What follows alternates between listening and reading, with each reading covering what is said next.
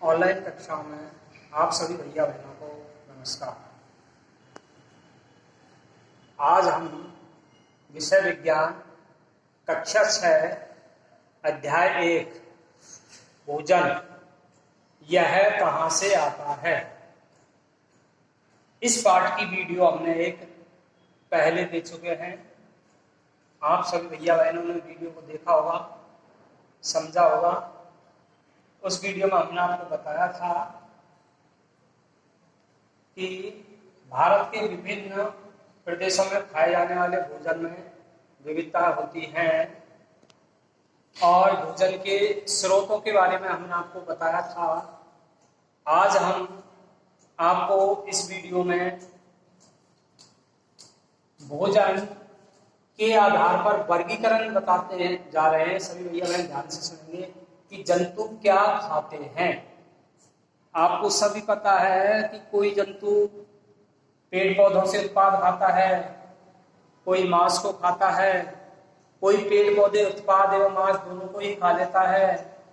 इस आधार पर यानी कि भोजन के आधार पर इस प्रकार हमने जंतुओं को यहाँ 3 भागों में वर्गीकृत किया गया है। अब ध्यान से सुनेंगे। जंतुओं को उनके द्वारा खाए जाने वाले भोजन के आधार पर 3 वर्गों में विभाजित किया जा सकता है। पहला है शाकाहारी जंतु, दूसरा है मांसाहारी जंतु, तीसरा है सर्वाहारी जंतु। अब शाकाहारी जंतु किसे कहते हैं? शाकाहारी जंतु सबसे पहले देखेंगे गाय, भैंस, बकरी, भेड़, ऊंट, खरगोश, हिरण, नीलगाय, गिलहरी आदि। अभी हमने आपको ये उदाहरण बताए हैं। ये सभी जंतु केवल पादप उत्पाद या पादपों से ही अपना भोजन प्राप्त करते हैं। ये मांस को बिल्कुल नहीं खाते हैं या दूसरे प्राणियों को नहीं खाते हैं, इसलिए इन जंतुओं को हम शाकाहारी जंतु कहते हैं। अब परिभाषा है, ध्यान से सुनिए। ऐसे जंतु जो केवल पादप तथा पादप उत्पाद खाते हैं उन्हें शाकाहारी जंतु कहते हैं, जैसे गाय, भैंस, बकरी, भेड़ आदि। अब यहां दूसरा है हमारा मांसाहारी जंतु।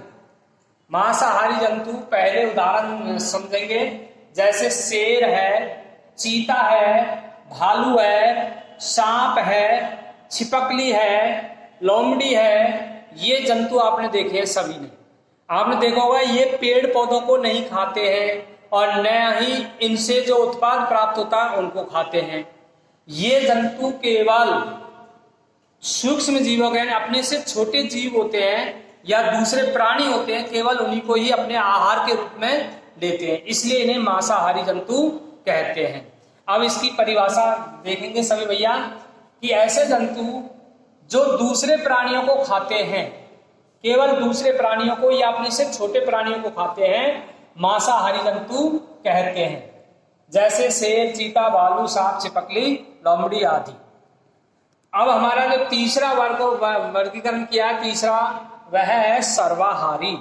इसका अर्थ से ही पता लग रहा है, जैसे शाकाहारी पेड़ पौधों खाने वाला, मांसाहारी जो मांस को खाते हैं, सर्वाहारी सबको खा जाते हैं। सबको मतलब होता है यहाँ पर पेड़ पौधों या उससे पेड़ पौधे व उनसे प्राप्त उत्पादों को और दूसरे जंतुओं को खाते हैं, उन्हें सर्वाहारी जंतु कहते हैं। जैसे आपने देखा होगा कुत्ता है, कुत्ता अनाज रोटी भी खा लेता है और दूसरे जंतुओं को भी खा लेता है, इसलिए सर्वाहारी है। बिल्ली है, बिल्ली रोटी भी खा लेती है, दलिया भी खा लेती है, दूध भी पी लेती है और छोटे जीवों का शिकार भी कर लेती है, यानी कि जंतुओं को भी खाती है, पादप उत्पाद को भी खाती है, इसलिए यह भी सर्वाहारी है। मानव है, मनुष्य को भी सर्वाहारी में रखा गया है, क्योंकि मनुष्य मांस भी खाता है और पादप उत्पाद भी खाता है, इसलिए मनुष्य भी यह सर्वाहारी है। कौवा और मोर ये सब सर्वाहारी है।